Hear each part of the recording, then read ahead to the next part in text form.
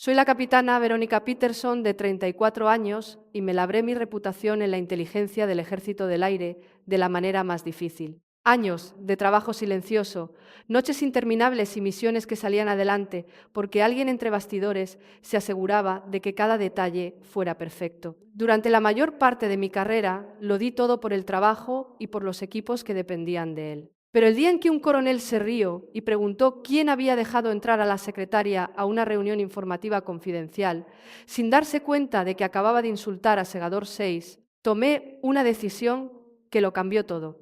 ¿Alguna vez te ha menospreciado o humillado a alguien que no tenía ni la menor idea de lo que realmente habías logrado?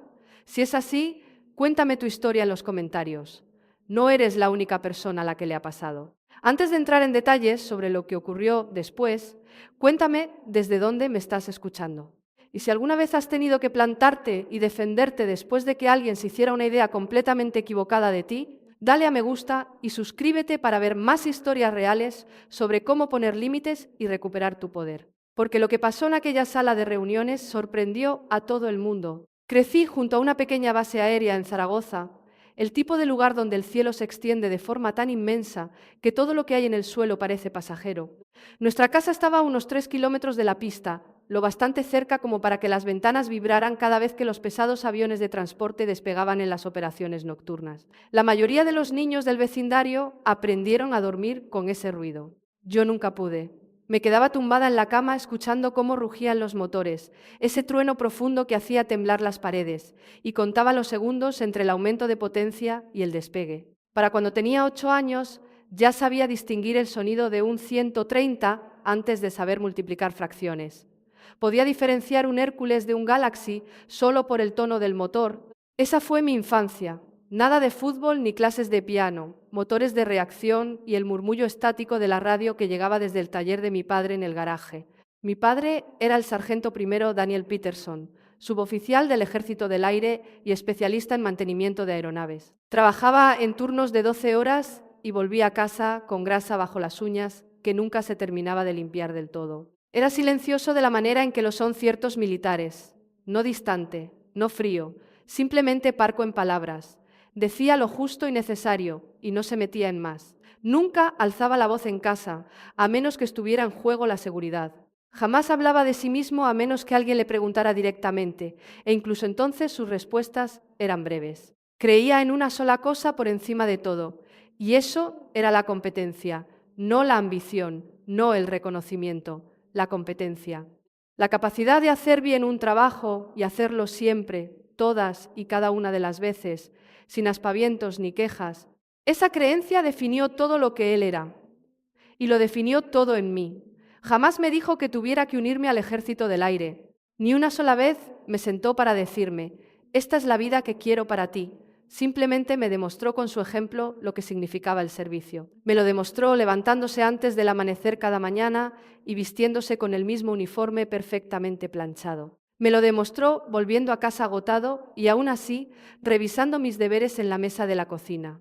Me lo demostró tratando a cada persona de esa base, fuera oficial o soldado, con el mismo respeto medido. Cuando tenía 16 años, me dejó sentarme en el asiento del copiloto de su furgoneta mientras aparcábamos cerca del borde de la pista de aterrizaje. Era el atardecer de un día de verano y el cielo había tomado un color cobrizo. Los aviones despegaban uno a uno, recortándose contra el crepúsculo con un estruendo que te golpeaba el pecho antes de llegar a los oídos. Nos quedamos allí sentados un rato sin hablar. Luego dijo en voz baja, casi para sí mismo, aquí el sitio se gana, nadie te lo regala.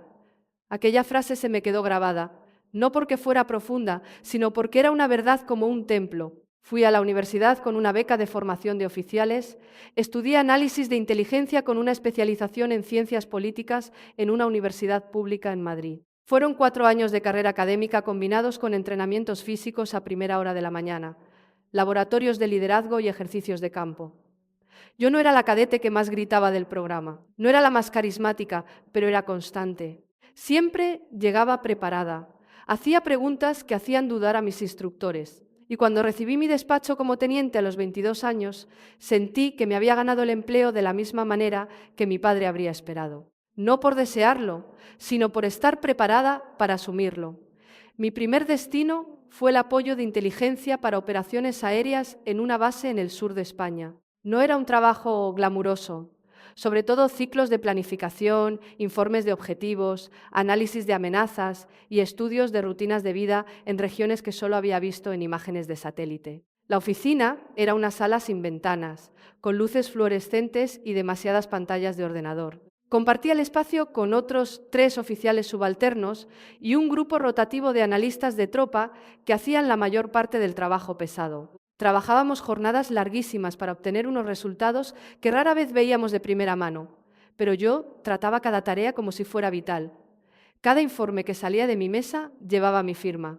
Cada reunión informativa que impartía la ensayaba hasta que las transiciones resultaban naturales. No intentaba impresionar a nadie, intentaba ser competente. Esa diferencia me importaba entonces y me sigue importando ahora.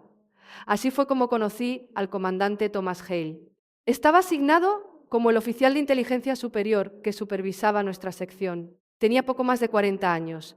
Era alto y delgado de la forma en que lo son los corredores de fondo. Llevaba gafas de montura metálica y tenía la costumbre de leer las diapositivas de las presentaciones con los brazos cruzados, como si esperara que algo lo decepcionara.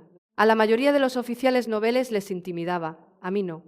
No porque fuera valiente, sino porque me recordaba a mi padre. El mismo ahorro de palabras, la misma expectativa de que el trabajo debía hablar por sí mismo. Hale fue mi primer mentor real, un oficial de inteligencia reservado que creía que los analistas debían comprender las consecuencias de su labor. No en un sentido abstracto, sino en el sentido operativo y real sobre el terreno. Quería que supiéramos qué ocurría después de que nuestros informes salieran de la sala. Quería que cargáramos con el peso de lo que esos paquetes de objetivos significaban realmente en el área de operaciones. Empezó a invitarme a salas de planificación de misiones en las que técnicamente yo no tenía el rango suficiente para estar. Me sentaba al fondo, con el bloc de notas abierto y me limitaba a absorberlo todo. Operativos, pilotos, coordinadores de tierra, todo el mundo hablando a la vez, analizando imprevistos, discutiendo sobre el riesgo. Al principio resultaba abrumador. La velocidad de las conversaciones, las siglas, la forma en que se tomaban decisiones en segundos que luego se ejecutarían a lo largo de horas. Pero miré y escuché. Me dijo una vez, mientras caminábamos de vuelta a la oficina después de una sesión especialmente tensa, escucha más de lo que hablas. No lo dijo como un consejo, lo dijo como un diagnóstico, como si hubiera visto el momento exacto en el que yo había estado a punto de intervenir y quisiera que entendiera por qué no debía hacerlo. Así que escuché. Aprendí el ritmo de esas salas. Aprendí qué preguntas importaban y cuáles eran solo ruido. Aprendí que los oficiales que se ganaban el mayor respeto no siempre eran los más ruidosos ni los de mayor rango. Eran los que ofrecían información precisa y útil de manera constante bajo presión. Ese era el nivel que yo quería alcanzar. A los 26 años ascendí a teniente. El ascenso era el esperado y llegó a tiempo, aproximadamente 2 años después de recibir el despacho, lo cual era lo habitual para los oficiales del Ejército del Aire en esa época. No lo sentí como un logro histórico, sino como un paso más. Pero el trabajo a mi alrededor estaba cambiando. Había empezado a dar apoyo a un grupo operativo clasificado integrado con unidades de operaciones especiales que realizaban misiones en el extranjero. El ritmo era diferente, lo que estaba en juego era diferente, la gente era diferente. Los operativos se movían por los espacios de planificación con una concentración y una presencia física que los distinguía del resto de nosotros. Eran educados pero directos. No les importaba tu rango. Les importaba si tu información de inteligencia era precisa y si podías proporcionarla bajo presión. Respetaba eso. Me recordaba algo que mi padre habría valorado. Resultados, no credenciales. De ahí vino el indicativo de llamada, Segador 6. Al principio era solo un identificador de radio vinculado a una célula de misión concreta. Cada elemento de planificación tenía un designador y el nuestro era Segador. El 6 indicaba la posición de liderazgo dentro de la célula. Era algo administrativo, incluso burocrático, pero con el tiempo se convirtió en algo más. Los operativos empezaron a usarlo fuera del protocolo de radio. Lo utilizaban en las conversaciones de pasillo, en las reuniones previas a las misiones, en los análisis posteriores a la acción. Segador 6 se convirtió en una forma rápida de referirse no solo a mi puesto, sino a la calidad del trabajo que salía de nuestra sección. Se convirtió en reputación. Y la reputación, según iba aprendiendo, era su propia moneda de cambio en el ejército. Podía abrirte puertas que el rango por sí solo no lograba. Podía conseguirte un sitio en mesas donde, según tu sueldo, no te correspondía estar. Pero la reputación también viajaba más despacio que los prejuicios, especialmente si eras una mujer en una sala llena de operativos del grupo especial. Y a veces los prejuicios llegaban primero. Esa era la parte de la que nadie me había advertido, ni mi padre, ni el comandante Hale, ni ninguno de los oficiales que me habían tutorizado por el camino. Me dijeron que el trabajo sería duro. Me dijeron que las horas serían interminables. Me dijeron que la presión me pondría a prueba de formas que no podía imaginar. Pero nadie me dijo que habría momentos en los que nada de eso importaría. Momentos en los que alguien me miraría y vería algo distinto al oficial que tenía delante. Momentos en los que el uniforme, el rango, el indicativo de llamada y los años de preparación se volverían invisibles detrás de un único prejuicio formulado en menos de un segundo. Todavía no lo sabía, al menos no del todo, pero estaba a punto de aprenderlo. La primera vez que lo noté fue durante una sesión informativa de un ejercicio conjunto en un centro de operaciones temporal en las áridas tierras de Almería. Acababa de ascender a capitana a los 29 años. Esa edad era la habitual para los oficiales que alcanzaban ese empleo, unos 6 o 7 años después de obtener el despacho. Dependiendo de la especialidad, sentía que me había ganado el ascenso. Había pasado los 2 años anteriores dirigiendo el apoyo de inteligencia para los ciclos de planificación de operaciones especiales, elaborando modelos de objetivos, coordinándome con analistas de múltiples agencias y presentando informes ante salas llenas de personas que no tenían paciencia para las dudas. El trabajo era exigente y preciso, y lo había hecho bien. Pero los ascensos en el ejército no llegan con aplausos, llegan con nuevas responsabilidades. Y mi nueva tarea consistía en integrarme en un grupo de planificación de operaciones especiales que operaba desde una fuerza conjunta desplegada. El centro de operaciones era un hangar de aviones reconvertido, equipado con paneles de madera, aparatos de aire acondicionado portátiles que apenas funcionaban y filas de mesas plegables llenas de ordenadores portátiles, radios y botellas de agua a medio terminar. Olía a polvo, a diésel y a café recalentado. La iluminación era industrial, el ambiente de absoluta concentración. La mayoría de los operativos del grupo de trabajo me conocían. Habíamos trabajado juntos durante el ciclo de despliegue anterior y el indicativo de llamada me había acompañado en esta rotación. Segador 6 ya no era solo un designador de radio. Estaba integrado en el vocabulario operativo de los equipos a los que apoyaba.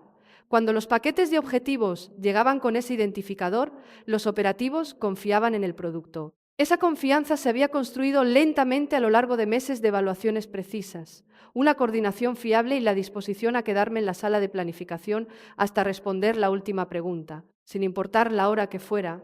Pero el nuevo personal de mando no sabía nada de eso. Los mandos superiores habían rotado al inicio del despliegue, como siempre ocurría, y las nuevas caras traían nuevas dinámicas. La mayoría de los oficiales que llegaban se tomaban su tiempo para conocer el terreno, hacían preguntas, observaban, respetaban el conocimiento institucional que ya existía en la unidad, pero no todos.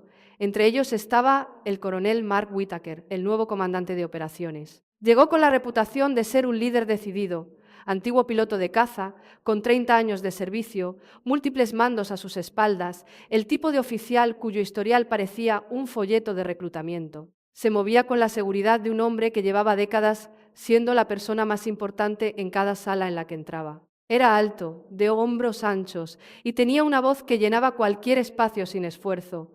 Cuando hablaba, la gente escuchaba, no siempre porque lo que dijera fuera brillante, a veces simplemente porque la voz lo exigía. También tenía la costumbre de hablar antes de entender por completo lo que ocurría en la sala. Lo noté el primer día que cruzó el centro de operaciones. Sacaba conclusiones rápidamente, asignaba roles basándose en las apariencias y mostraba deferencia hacia las personas que encajaban en lo que él esperaba que fuera la autoridad. La primera vez que coincidimos, pasó de largo a mi lado y me entregó una pila de carpetas de informes. Eran sobres de manila gruesos, sellados y con pestañas de colores. No me miró a los ojos, apenas aminoró el paso. «Asegúrate de que esto llegue a los analistas», dijo. Cogí las carpetas. «Por supuesto, señor, no lo corregí, todavía no, porque el comandante Hale me había enseñado algo importante años atrás. La gente se retrata sola si le das tiempo. Corregir a alguien en el acto puede hacerte ganar esa discusión concreta, pero observar el patrón de su comportamiento te da información mucho más útil sobre quién es en realidad. Durante las semanas siguientes observé ese patrón. No era nada exagerado, no era el tipo de conducta que acabaría en una queja oficial o en una revisión de liderazgo. Era algo más sutil. Whittaker escuchaba atentamente a los hombres de la sala. Les dejaba espacio para terminar sus ideas. Asentía durante sus presentaciones.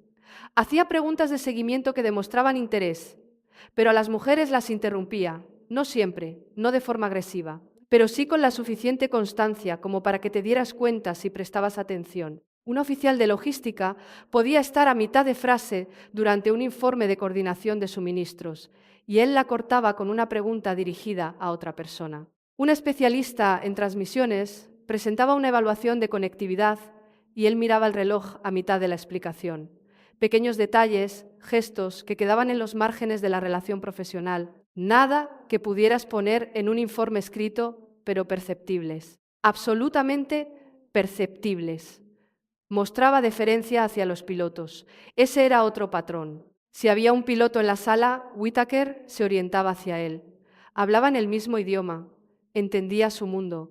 Él venía de ese mundo. Y debido a eso otorgaba credibilidad basándose en la cercanía a la cabina de mando.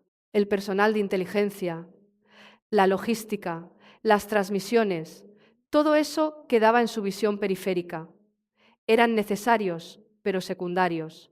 Funciones de apoyo, las personas que montaban el escenario, pero que nunca se subían a él. Así era como nos veía. Y como nunca había trabajado estrechamente con un oficial de inteligencia que rindiera al nivel de nuestra célula, no tenía una estructura mental para entender lo que realmente aportábamos. Veía mesas, ordenadores y diapositivas de informes. No veía las horas de análisis, el reconocimiento de patrones, las revisiones de imágenes de satélite ni la coordinación con agencias cuyos nombres nunca aparecían en los organigramas. No veía nada de eso porque nunca se había molestado en mirar. Mientras tanto, la célula de misión seguía creciendo. Más operaciones, más riesgo, más coordinación requerida entre los medios aéreos, los equipos de tierra y el apoyo de inteligencia. El ritmo era implacable. Cada ciclo traía nuevos objetivos, nuevas evaluaciones de amenazas y nuevos imprevistos que debían modelarse y explicarse antes del despegue de las siguientes misiones. Y mi papel dentro del grupo de planificación seguía aumentando. No porque nadie me lo hubiera concedido, sino porque el trabajo lo exigía. Los operativos necesitaban información de inteligencia precisa y oportuna. Yo se la proporcionaba. Necesitaban a alguien que pudiera sentarse en una sala a las 3 de la mañana y guiarlos a través de un corredor de amenazas con seguridad y claridad. Yo hacía eso. Necesitaban a alguien cuyos modelos de objetivos resistieran el escrutinio cuando la misión estaba en marcha y el margen de error se medía en segundos. Eso era lo que yo ofrecía. Lo que el coronel no sabía era muy sencillo. La mayoría de los modelos de objetivos que dirigían sus operaciones pasaban primero por mi mesa. Las evaluaciones que revisaba cada mañana antes de su reunión de mando llevaban integrado mi análisis. Las matrices de riesgo que daban forma a sus decisiones se construían sobre datos que yo había recopilado, verificado e interpretado. Leía mi trabajo todos los días. Simplemente no sabía que era mío. Y los operativos ya conocían la voz que estaba detrás de Segador 6. La habían escuchado por canales seguros durante las misiones reales. Habían visto el indicativo en los informes que guiaban a sus equipos por territorio hostil. Sabían exactamente quién estaba detrás de ese designador. El coronel sencillamente no se había molestado en preguntar. Esa distancia entre su prejuicio y la realidad estaba a punto de hacerse muy pública, y la sala donde ocurrió lo recordaría durante mucho tiempo. En la sala de reuniones de aquella mañana había casi 20 oficiales del Ejército del Aire, del Ejército de Tierra, equipos de enlace de operaciones especiales. Algunos suboficiales mayores sentados al fondo, incluido el suboficial mayor Robert Gaines, el militar de tropa de mayor rango de todo el grupo táctico. Gaines tenía 46 años. Llevaba más de 2 décadas de servicio y poseía ese tipo de autoridad silenciosa que da el haber visto más ciclos operativos de los que la mayoría de los oficiales de la sala tenían de carrera. Rara vez hablaba en las reuniones, no lo necesitaba. Su sola presencia ya imponía respeto. Llegué temprano, como siempre, a las 6:30. La reunión estaba programada para las 7. Instalé mi ordenador en el centro de la larga mesa de conferencias, organicé mis carpetas en el orden en que las necesitaría y probé el sistema de proyección 2 veces. La sala era una estructura reforzada dentro del recinto de operaciones, sin ventanas, con climatización y las paredes llenas de pizarras con gráficos operativos. Los mapas del área de operaciones estaban colgados con chinchetas en los tablones de corcho de la pared del fondo. Los rotuladores rojos y azules indicaban las posiciones de los aliados y del enemigo. El aire olía a café quemado y a vapores de rotulador de pizarra. Era el tipo de sala donde se tomaban decisiones que afectaban a la gente sobre el terreno en cuestión de horas. Había aprendido a tratarla con el respeto que merecía. Los oficiales fueron entrando durante los siguientes 20 minutos.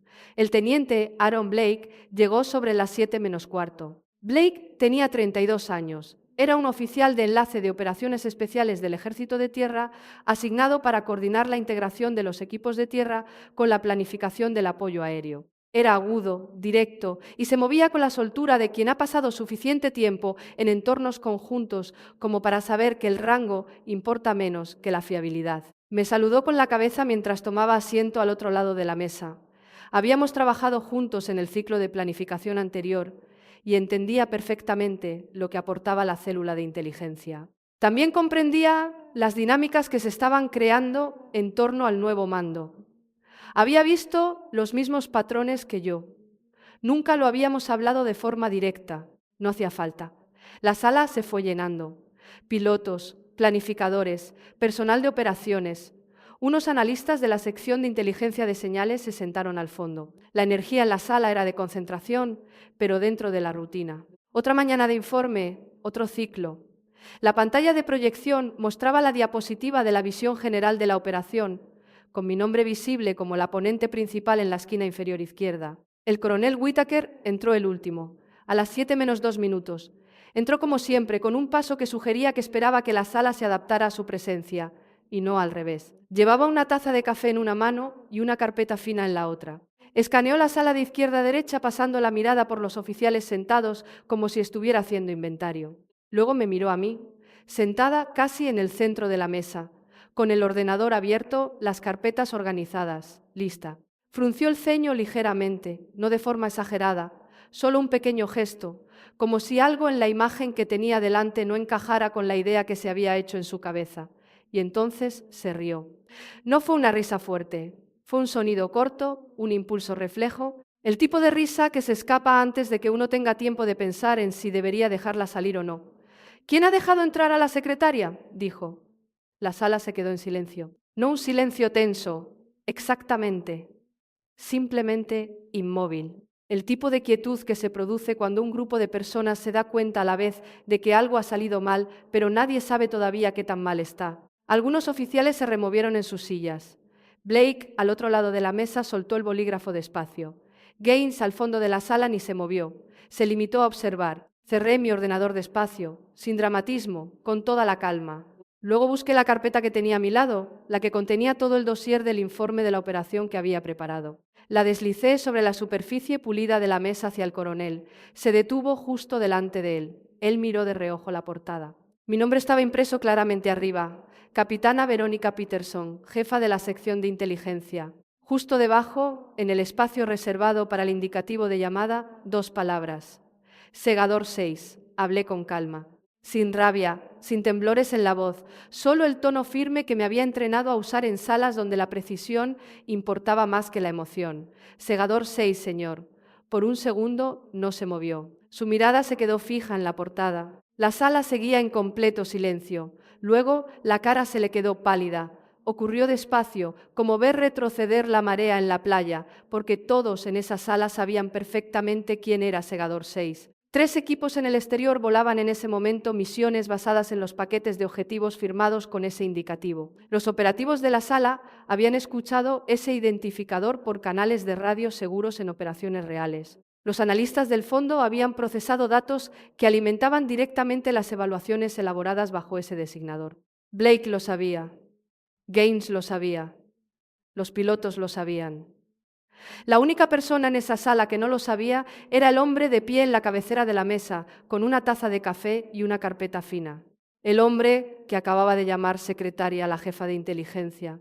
El silencio duró otros 3 segundos. Parecieron muchos más. Whittaker se aclaró la garganta. Dejó la taza de café sobre la mesa. Se irguió. Proceda con la presentación, capitana. Eso fue todo. Sin disculpas, sin comentarios, solo la orden. Una corrección de rumbo verbal, la que hace un piloto cuando la lectura de un instrumento no coincide con lo esperado. Ajustar el rumbo y continuar. Volví a abrir mi ordenador. Puse la primera diapositiva y expuse el informe exactamente como lo había preparado. 32 minutos de análisis de amenazas, actualizaciones operativas y recomendaciones de objetivos. Mi voz no tembló, mi ritmo no cambió. Respondí a cada pregunta con la misma precisión medida que aplicaba en cada sesión. Cuando terminó la reunión, la sala se vació de la manera habitual. Los oficiales salieron, las conversaciones se reanudaron y el día operativo siguió su curso. Pero algo había cambiado, el daño ya estaba hecho, no a mí, sino a él. Porque en este entorno la reputación importaba. La credibilidad se construía a lo largo de los años y podía romperse en un solo instante de descuido. Y la sala acababa de ver cómo el nuevo comandante de operaciones menospreciaba a la persona que dirigía su flujo de información de inteligencia. Ese momento no se olvidaría. No lo olvidaría Blake, que lo había visto todo a 1 metro de distancia. No lo olvidaría Gaines, que lo había registrado con la calma minuciosa de un hombre que llevaba 3 décadas viendo fallos de liderazgo. Tampoco los operativos, que llevarían la historia de vuelta a sus equipos antes del almuerzo. El coronel había cometido un error, y en un mundo donde los errores se medían por los resultados de las misiones, este tenía peso. Más tarde, ese mismo día, el comandante Hale me encontró fuera del edificio de operaciones. Era media tarde. El sol había bajado lo suficiente como para proyectar sombras alargadas sobre el suelo de grava y el aire se había enfriado lo justo para que estar fuera fuera agradable. Estaba apoyada contra la pared de hormigón cerca de la entrada lateral, con los brazos cruzados mirando a la nada. No estaba molesta, no estaba enfadada, estaba asimilándolo. Así era como yo gestionaba las cosas. No hablando, sino dejando que lo ocurrido encontrara su sitio antes de decidir qué tan importante era. Hale se acercó sin decir nada al principio. Se apoyó en la pared a mi lado, lo bastante cerca para hablar, pero sin agobiar. Llevaba 2 botellas de agua. Me tendió una, la cogí. Nos quedamos allí de pie un momento, en ese tipo de silencio que solo existe entre personas que han trabajado juntas, el tiempo suficiente como para no necesitar las palabras como puente. Luego habló. ¿Lo has gestionado bien? Me encogí de hombros. Suele pasar. Me miró con atención.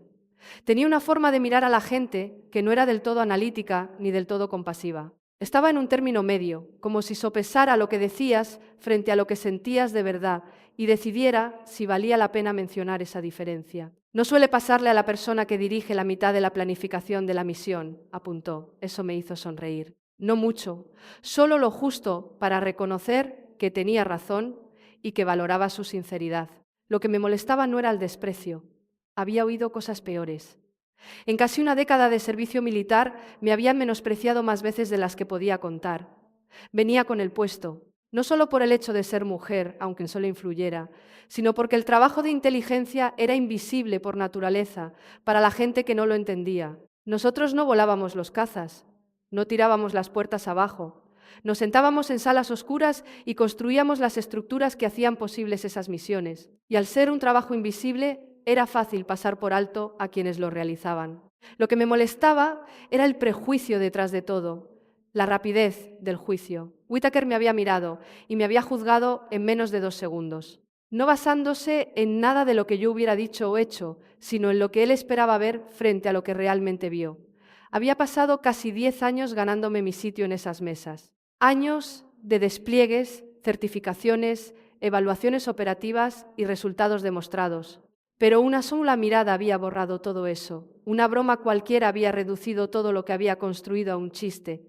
Eso fue lo que se me quedó clavado en el pecho mientras estaba fuera de aquel edificio. No dolor, algo más pesado, consciencia. Hale volvió a hablar. Vas a ver más de eso si sigues en esta especialidad. Asentí, lo sé. No estaba siendo pesimista. Estaba siendo realista. El ejército estaba cambiando, pero lo hacía despacio. Las estructuras, la cultura, los prejuicios arraigados en décadas de tradición Esas cosas no desaparecían porque una directiva oficial dijera que debían hacerlo. Seguían ahí. Vivían en los detalles de cómo se trataba a las personas, cómo se recibían los informes, cómo se atribuían los méritos y cómo se organizaba una sala cuando nadie prestaba atención. Hale entendía eso. Lo había visto ocurrir durante 3 décadas de servicio. La cuestión es si vas a dejar que eso te frene, me planteó. Negué con la cabeza. No, porque la verdad era muy simple. Yo no necesitaba la aprobación del coronel Whittaker. Necesitaba que las misiones salieran bien. Ese era el trabajo. No ganarse el respeto de cada oficial en la cadena de mando. No ganar discusiones. No cambiar mentalidades conversación a conversación.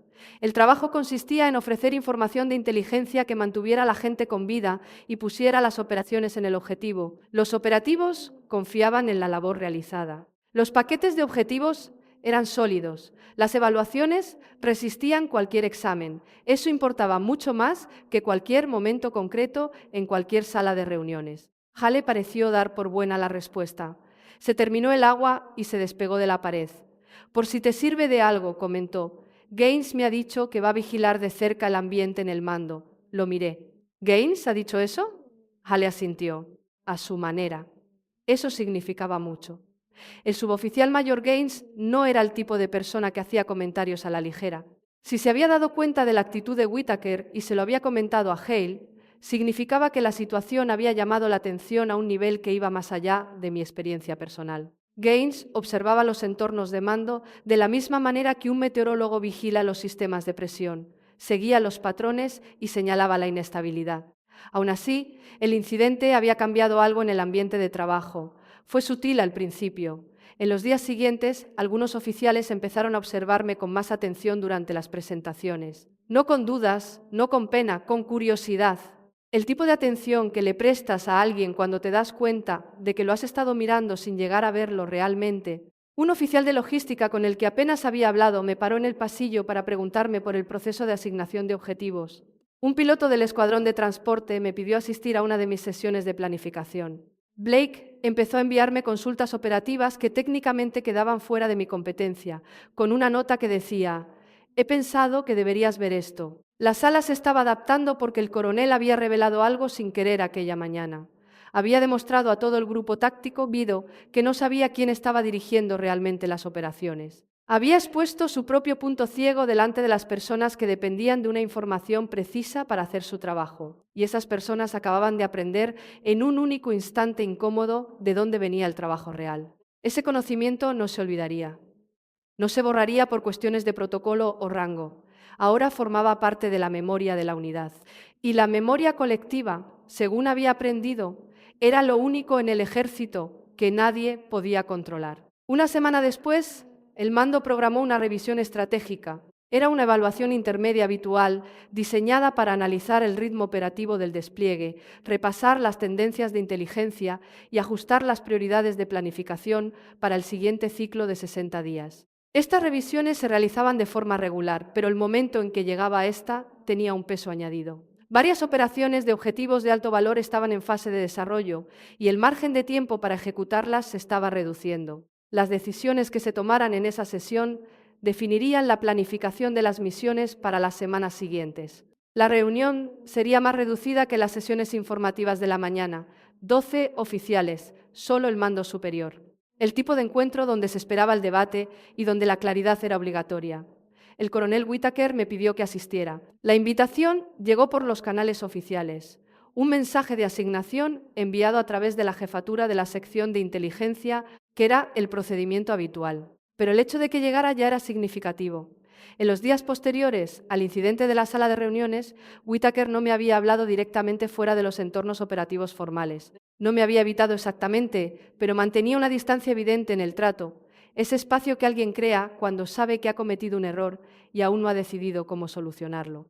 La invitación a la revisión estratégica fue su primer reconocimiento público de que mi presencia en la sala no era opcional, era necesaria.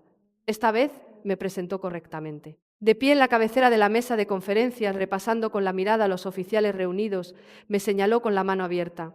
La capitana Peterson dirige la célula de objetivos. Unas palabras que habrían sido de lo más normales en cualquier otro contexto.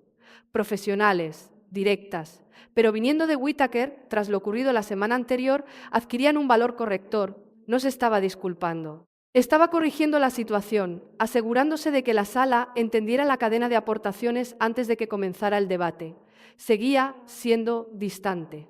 No había calidez en su voz, ningún reconocimiento del error anterior, ningún indicio de que la presentación fuera algo más que un trámite, pero era precisa y en ese momento la precisión era suficiente. Durante la reunión cuestionó una de mis proyecciones de amenazas. Estábamos revisando el planteamiento de una serie de misiones de interdicción coordinadas para cortar rutas de suministro en una región en conflicto. Había modelado el entorno de la amenaza basándome en 3 semanas de datos de vigilancia, interceptaciones de señales y análisis de rutinas de vida obtenidos de múltiples plataformas de recopilación de información. Mi evaluación indicaba un riesgo elevado en la ruta de aproximación principal, superior al previsto por el personal de planificación, por lo que recomendé modificar la ruta de entrada para el grupo de cabeza. Whittaker se inclinó hacia adelante. Su previsión de riesgo parece alta, señaló. Su tono no fue despectivo. Fue directo, la pregunta de un comandante que cuestiona los datos. Ese era su trabajo. Y en una sala llena de oficiales superiores que tomaban decisiones que pondrían en peligro vidas humanas, cuestionar los datos no solo era aceptable, sino que se esperaba. Asentí, sí señor. Luego puse las imágenes de vigilancia del dron en la pantalla principal. Las grabaciones eran de las últimas 48 horas, con indicación de la hora y anotaciones. Guié a la sala fotograma a fotograma, movimientos de vehículos por el corredor. Actividades preparatorias cerca de 2 puntos de suministro conocidos. Firmas térmicas compatibles con la reunión de personal y equipos en una posición avanzada que había permanecido inactiva las 2 semanas anteriores. 3 minutos después, la sala entendió el problema. Un convoy enemigo se estaba posicionando a lo largo de la ruta de aproximación. Equipos, personal y vehículos de apoyo colocados exactamente en la configuración que mi modelo había previsto. Los datos no eran ambiguos, eran claros, recientes y directamente relevantes para el plan de la misión. Whittaker se recostó en su silla. El cambio en su postura fue sutil, pero evidente. Era el gesto de un hombre recalculando. Estudió la pantalla unos segundos más y luego miró al oficial de operaciones sentado a su izquierda. Actualicen el plan operativo, ordenó. Sin más debate, sin dudar. Los datos habían hablado y el comandante había escuchado. La ruta de entrada se modificó esa misma tarde. La misión se inició 2 días después con la aproximación modificada y el grupo de cabeza no encontró resistencia en el nuevo corredor. Más tarde se confirmó que la ruta original, la que el equipo de Whittaker había planeado en un principio, pasaba justo por donde se había posicionado el convoy enemigo. La modificación probablemente evitó un enfrentamiento grave en condiciones desfavorables. No recibí un reconocimiento específico por ello. Así no funcionaba la cosa. El plan operativo era un logro colectivo, pero la gente de esa sala sabía de dónde había salido la recomendación. Ese momento cambió el tono del equipo de mando, no de forma exagerada. El ejército no funciona con revelaciones espectaculares, funciona con la acumulación de pruebas. Pero de manera evidente, Whittaker dejó de tratar los informes de inteligencia como simple información de fondo. Empezó a considerar los elementos esenciales. Hacía más preguntas. Pedía aclaraciones sobre la metodología. Empezó a citar datos específicos de nuestras evaluaciones en sus propias reuniones de mando, lo que significaba que realmente las leía, en lugar de limitarse a hojear el resumen. Y dejó de confundir mi función. Nunca más me confundió con alguien ajeno a la sección de inteligencia. Jamás volvió a hacer un comentario inoportuno sobre quién debía estar en la sala. Ese comportamiento había terminado. No volvió a mencionar el incidente anterior, ni a mí ni a nadie en mi presencia. Pero los círculos de mando son pequeños. En una fuerza conjunta desplegada, la información corría por los canales informales mucho más rápido que por los oficiales. Al final de esa semana, la historia se había extendido por todos los departamentos del grupo táctico. El coronel había menospreciado al oficial equivocado. El coronel había llamado secretaria a su jefa de analistas de inteligencia. El coronel había sido corregido con discreción y profesionalidad delante de la gente cuyas vidas dependían del trabajo de esa analista. Y ahora el coronel lo sabía. Con eso bastaba. Yo no necesitaba que la historia circulara. No buscaba revancha. Pero la institución tenía sus propios mecanismos para digerir momentos así, y esos mecanismos no necesitaban mi permiso para funcionar. Las operaciones se intensificaron aquel verano. Los días se hicieron más largos, más calurosos, y el ritmo operativo aumentó hasta un nivel que dejaba poco margen para cualquier cosa ajena al ciclo de planificación inmediato. Más salidas de aviones, más coordinación entre los elementos de tierra y aire, más peticiones de inteligencia llegando a la célula más rápido de lo que podíamos procesar. La sección de objetivos se amplió en 2 ocasiones durante ese periodo. Primero con 2 analistas más traídos de una unidad de apoyo y luego con un especialista en inteligencia de señales reasignado de una plataforma de recopilación a nivel de teatro de operaciones. El volumen de trabajo era implacable. Las jornadas de 12 horas pasaron a ser de 14. Las de 14 se convirtieron en 16. El sueño llegaba a ratos entre las sesiones de planificación, normalmente en una camilla metida en una esquina del centro de operaciones, detrás de una separación de cartón y cinta aislante. El café dejó de ser un gusto para convertirse en una necesidad física. El coronel Whittaker empezó a solicitar mi presencia en la planificación final de las misiones, no en las sesiones de estrategia general ni en las revisiones intermedias. En las reuniones de planificación definitivas, las que se celebraban en las últimas horas antes de lanzar una misión, cuando ya se habían sopesado todas las variables, analizado todos los imprevistos y solo quedaba la decisión del comandante de ejecutar o abortar. Eran los encuentros más trascendentales de todo el ciclo operativo. La sala siempre era más pequeña, la tensión era mucho mayor y el margen de error para la información de inteligencia presentada era prácticamente inexistente. Si una evaluación de amenazas fallaba en esa fase, podía morir gente. Eso no era una idea abstracta, era la realidad que se sentaba en medio de cada una de esas sesiones como un invitado no deseado. Al principio las conversaciones entre Whittaker y yo eran estrictamente profesionales. Él pedía la última actualización de amenazas. Yo se la presentaba. Preguntaba si el perfil de riesgo había cambiado desde la última revisión. Yo lo confirmaba o lo corregía. Los intercambios eran eficientes, breves y directos. 2 personas cumpliendo sus respectivas funciones dentro de una estructura de mando, nada más. Pero poco a poco, a lo largo de varias semanas, la dinámica empezó a transformarse. Las conversaciones pasaron a ser de colaboración, no personales, no de amistad, sino colaborativas de la manera en que 2 profesionales empiezan a trabajar juntos cuando reconocen que la aportación del otro es esencial para el resultado del que ambos son responsables. Empezó a hacer preguntas en lugar de dar órdenes. ¿Qué fiabilidad le da este modelo? ¿Cuál es su recomendación para una ruta alternativa? Si los datos recopilados tienen 12 horas, ¿cuál es su previsión de desfase sobre el mapa de amenazas? No eran preguntas retóricas. Eran consultas reales de un comandante que había empezado a entender que la labor de inteligencia no era un papel secundario, como él la había clasificado anteriormente. Era un papel que definía las decisiones. La información que yo proporcionaba no solo orientaba sus decisiones, sino que las encuadraba, definía los límites entre lo posible y lo temerario. Y una vez que entendió eso, su forma de interactuar conmigo cambió en consecuencia. El cambio no fue repentino. No hubo un único momento revelador, ningún discurso, ningún punto de inflexión que pudiera señalarse como el instante en que todo dio un giro. Fue algo gradual. Pregunta a pregunta, informe a informe, ciclo a ciclo. El tipo de cambio que solo se aprecia echando la vista atrás, cuando miras lo ocurrido semanas antes y te das cuenta de que la persona con la que trabajas hoy no se relaciona contigo de la misma forma que hace un mes. Así era como se construía la confianza en entornos operativos.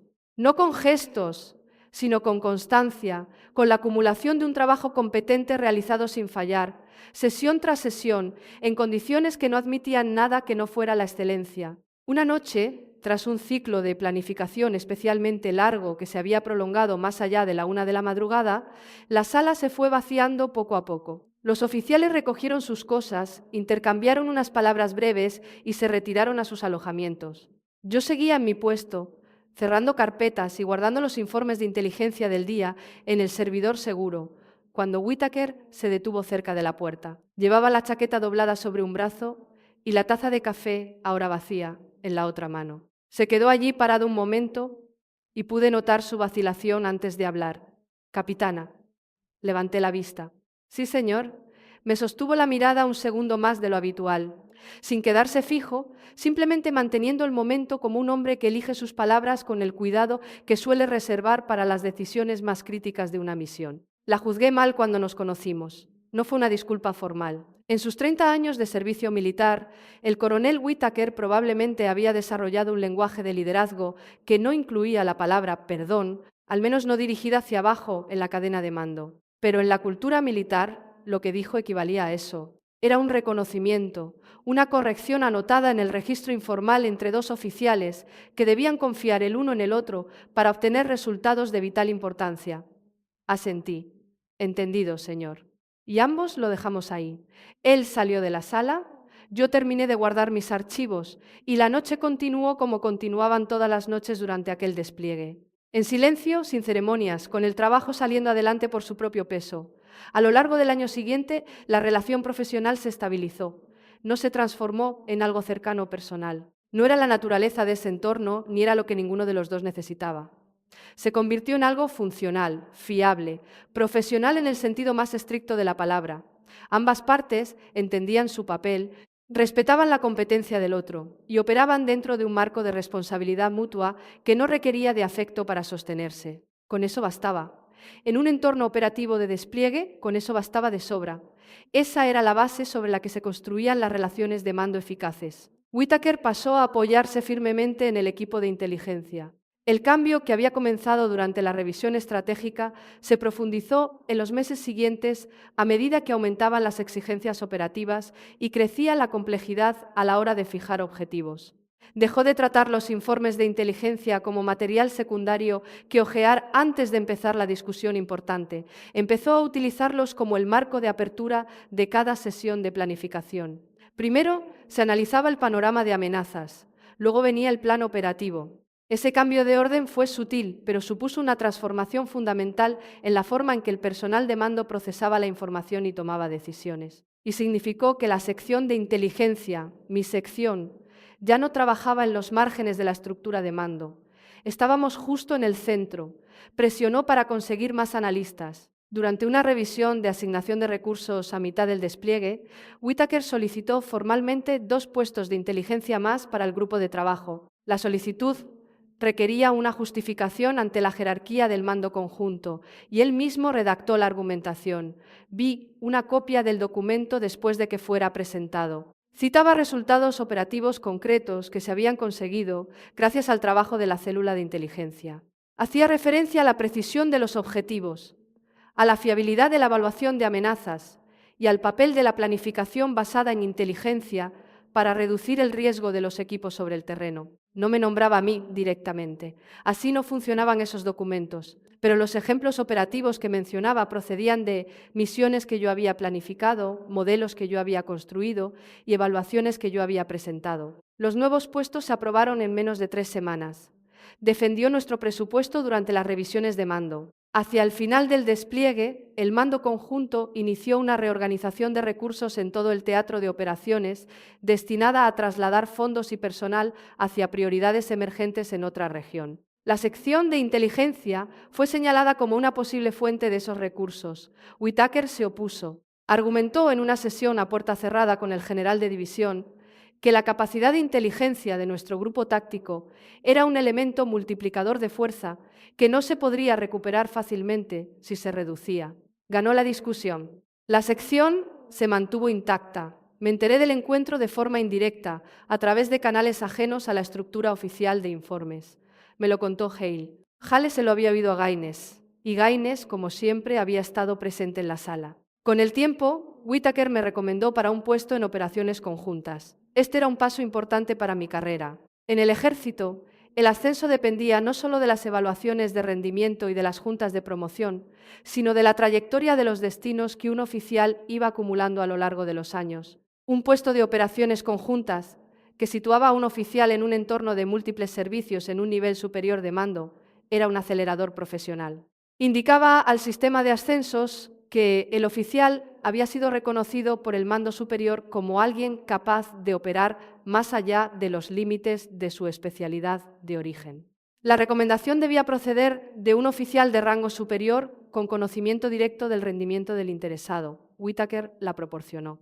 Envió la recomendación por los canales oficiales con un informe de apoyo que describía mis aportaciones al grupo de trabajo en términos específicos y medibles.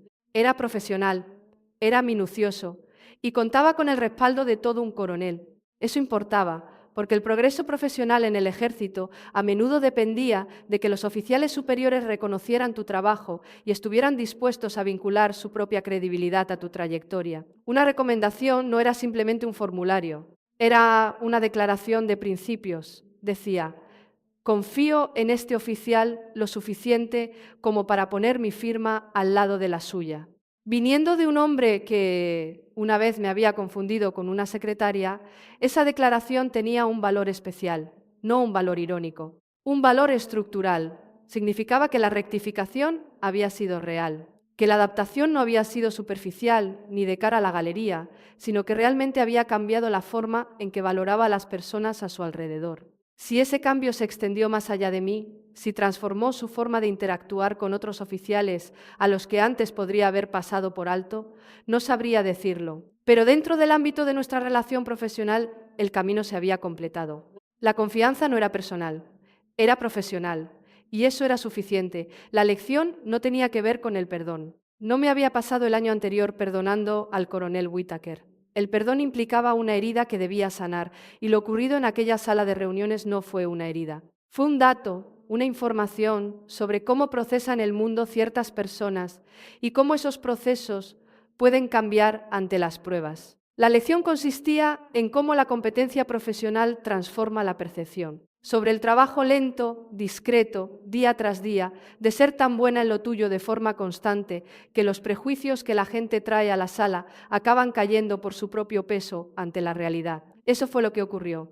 No porque me hubiera enfrentado a Whittaker, no porque hubiera exigido respeto, no porque nadie hubiera intervenido en mi favor, sino porque el trabajo era incontestable. Y en un entorno donde los resultados se medían en vidas humanas, un trabajo incontestable era la única moneda que mantenía su valor. 2 años después, entré en otro centro de operaciones. Otra base, otro mando, otro tipo de misión. Las tierras áridas habían dado paso a un clima más templado. Las estructuras temporales habían sido sustituidas por edificios permanentes con paredes de verdad y climatización en funcionamiento. El café era ligeramente mejor, las sillas tenían cojines, pero el ritmo era el mismo. Las redes seguras, los paneles de planificación, las pantallas de la pared mostrando gráficos operativos, el murmullo constante de urgencia controlada que llenaba cada centro de operaciones en el que había trabajado. Ese sonido se había convertido en la frecuencia de fondo de mi vida profesional. Ya no lo notaba como antes, era simplemente el ruido de fondo de mi labor. Había ascendido desde el último despliegue. En los años intermedios había ocupado el puesto de operaciones conjuntas para el que Whittaker me había recomendado. Un destino de 12 meses en un cuartel general de mando conjunto, donde coordiné el apoyo de inteligencia en 3 regiones geográficas distintas. El alcance de ese destino fue notablemente mayor que cualquier cosa que hubiera hecho antes. Requería gestionar relaciones con analistas de todos los cuerpos del ejército, lidiar con rivalidades institucionales que existían desde antes de que yo naciera y entregar informes que contentaran a comandantes con filosofías operativas totalmente diferentes. Fue, en muchos aspectos, el reto profesional más difícil al que me había enfrentado, no por la complejidad del análisis, sino por la política. La inteligencia a ese nivel era inseparable de las prioridades de la institución y éstas eran inseparables de las personalidades de quienes las definían, pero lo gestioné, de la misma manera que había gestionado todo lo demás, con preparación, con constancia, presentándome cada día con un trabajo capaz de resistir cualquier examen y entregándolo sin dramas ni quejas.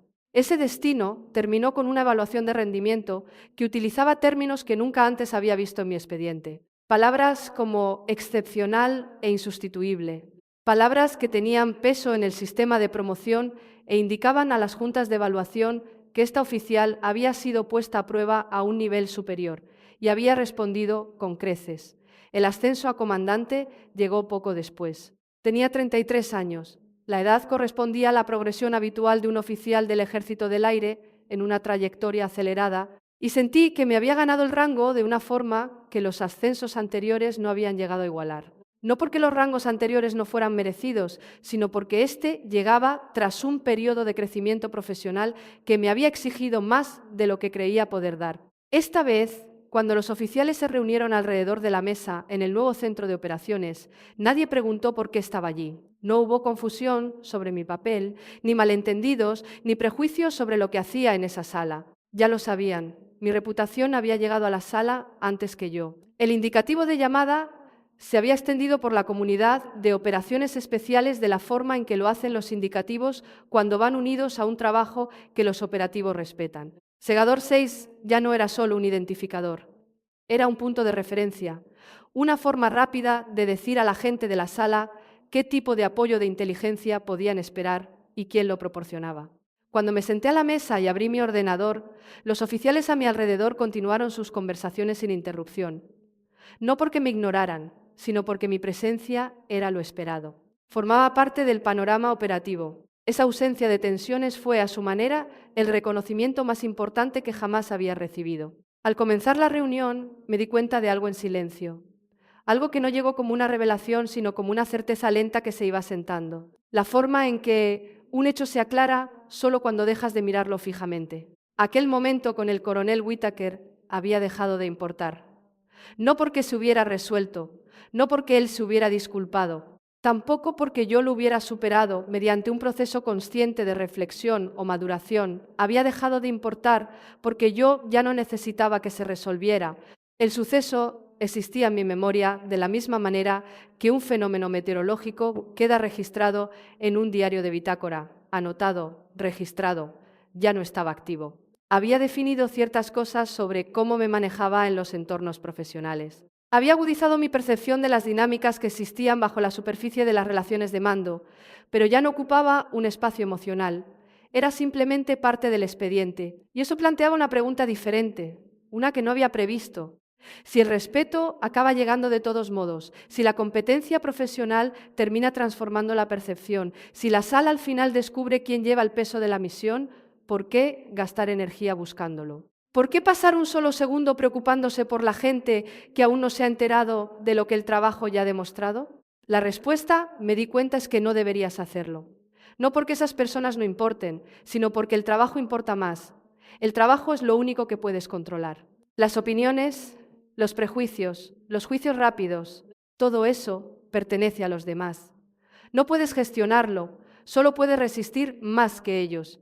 Y si el trabajo es lo bastante bueno, constante y prolongado, el resto se soluciona solo, no de forma rápida. No siempre de forma justa, pero al final ocurre. Miré alrededor de la sala, caras nuevas, nombres nuevos, un nuevo ciclo operativo a punto de comenzar.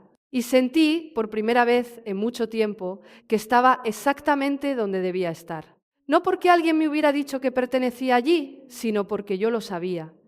De la misma manera que mi padre lo sabía cada mañana al ponerse el uniforme y conducir hacia la pista de despegue, de la misma manera que Hale lo sabía al entrar en una sala de planificación y dejar que el trabajo hablara antes que él, de la misma manera que los operativos lo sabían cuando confiaban en la voz que estaba detrás de Segador 6 sin necesidad de verle la cara. Ese tipo de conocimiento no procede de la aprobación de los demás, procede de las pruebas acumuladas de tu propia competencia, puestas a prueba y confirmadas en suficientes situaciones como para que la duda ya no encuentre dónde apoyarse. Con eso bastaba. Hoy en día sigo trabajando en la planificación de operaciones. El ritmo es más tranquilo ahora de lo que era durante aquellos ciclos de despliegue. Otro enfoque, la urgencia que antes definía cada hora, se ha transformado en algo más medido, más deliberado. El trabajo sigue siendo importante. La inteligencia no deja de ser crítica porque baja el ritmo operativo, pero la naturaleza de la aportación ha cambiado. Menos táctica, más estratégica, menos momentos de presión extrema y periodos más prolongados de análisis, evaluación y planificación a largo plazo. El tipo de trabajo que no da resultados visibles en horas o días, sino que define el entorno en el que se desarrollarán las futuras operaciones. Requiere paciencia, una disciplina diferente y la disposición a confiar en que el impacto de lo que haces solo se hará evidente mucho después de haberlo hecho. Todos los años pasan oficiales más jóvenes por la unidad. Llegan con sus nuevos despachos, sus credenciales recientes y esa combinación particular de seguridad e incertidumbre que define el comienzo de una carrera militar. Algunos de ellos son muy agudos.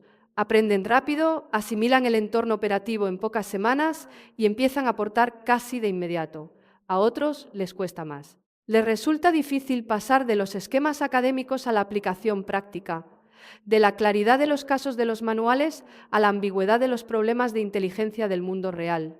Ambos perfiles me recuerdan a mí misma en esa etapa. Los que empiezan con fuerza me recuerdan a la versión que yo quería ser.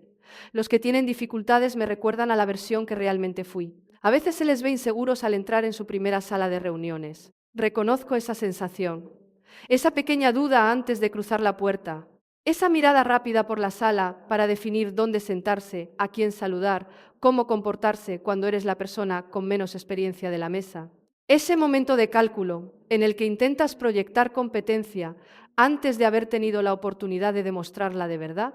Recuerdo perfectamente esa sensación. Recuerdo su peso, la forma en que se te quedaba en el pecho como una piedra que no podías terminar de tragar. Y recuerdo lo que se sentía cuando ese peso empezaba a desaparecer, no de golpe, no por un único acontecimiento, sino poco a poco, a lo largo de meses y años de hacer el trabajo, de ser evaluada, medida y considerada apta, luego competente y finalmente de confianza. Así que suelo decirles lo mismo que mi padre me dijo hace años. Sentados en el copiloto de su furgoneta mientras los aviones se recortaban contra el cielo del atardecer en Zaragoza. Aquí el sitio te lo ganas, no con títulos, no con presentaciones, no, tampoco con contactos, ni con credenciales, ni por el nombre de la academia en la que te formaste, con competencia, con constancia, llegando preparada todas y cada una de las veces, incluso cuando nadie mira, incluso cuando el informe es de rutina, incluso cuando la sala está medio vacía y parece que hay poco en juego, porque la sala siempre está mirando, incluso cuando parece que no lo hace. Y el nivel que demuestres durante los momentos de calma es el nivel que la gente esperará de ti en los momentos críticos. Esa es la lección que me llevo, no la historia sobre el coronel Whittaker. Esa historia tiene su lugar. Sirve para ilustrar una verdad sobre los prejuicios que tiene la gente y la forma en que estos pueden cambiar ante las pruebas. Pero no es la historia definitiva. La historia definitiva es la que no tiene un único momento dramático, la que se extiende a lo largo de años de madrugones y noches en vela, de salas de reuniones y ciclos de planificación, de informes de inteligencia entregados sin aspavientos y paquetes de objetivos firmados sin ceremonias. La historia definitiva es la suma de todo. El peso de todos los días en los que el trabajo se hizo bien y nadie dijo una palabra al respecto, porque de eso se compone una carrera. No de los momentos que salen mal, sino de los momentos que salen bien una y otra vez hasta que el patrón de comportamiento es innegable. Porque al final la sala descubre quién está sacando adelante la misión, siempre ocurre. El proceso no es rápido, no siempre es justo, no sigue un horario ni responde a quejas, pero ocurre. Y una vez que lo saben, una vez que la sala ha asumido las pruebas y ha cambiado su forma de entender las cosas, nunca tienes que volver a explicarlo. No tienes que presentarte 2 veces. No tienes que demostrar lo que ya ha quedado demostrado. El trabajo habla por sí mismo y sigue haciéndolo mucho después de que hayas salido de la sala. Si hay una cosa que aprendí de aquella mañana en la sala de reuniones, del silencio que siguió a una broma desafortunada y de la carrera profesional que vino tras ese silencio, es esto. No necesitas que todo el mundo crea en ti. No necesitas que cada comandante te vea con claridad desde el primer apretón de manos. No necesitas la aprobación de personas que aún no se han ganado el derecho a juzgar tu competencia profesional. Necesitas la misión, necesitas el trabajo y te necesitas a ti misma, tu propia disciplina, tu propia preparación, tu propia disposición a presentarte cada día y ofrecer algo que no pueda ser despreciado, disminuido ni ignorado. Con eso basta. Siempre ha sido suficiente. Y si mi padre siguiera sentado en aquella furgoneta viendo a los aviones subir hacia el cielo cobrizo, creo que estaría de acuerdo. Te ganas tu sitio. Y una vez que te lo has ganado, nadie te lo puede quitar. Ni con una broma, ni con un prejuicio, ni con nada. El sitio es tuyo y el trabajo es la prueba. Gracias por escuchar mi historia. A veces los puntos de inflexión más importantes no vienen de demostrar que alguien se equivoca, vienen de darte cuenta de que nunca necesitaste su aprobación en primer lugar. Si esta historia te ha llegado, déjame un comentario y cuéntamelo. ¿Alguna vez te ha menospreciado alguien en una posición de poder? ¿Qué hiciste? ¿Le demostraste que se equivocaba, te marchaste o hiciste otra cosa? Y si te gustan las historias sobre defender tu posición y ganarte el respeto de la manera difícil, no olvides darle a me gusta, suscribirte y compartir esto con alguien que necesite escucharlo, porque a veces la mejor respuesta es simplemente dejar que tu trabajo hable por sí mismo.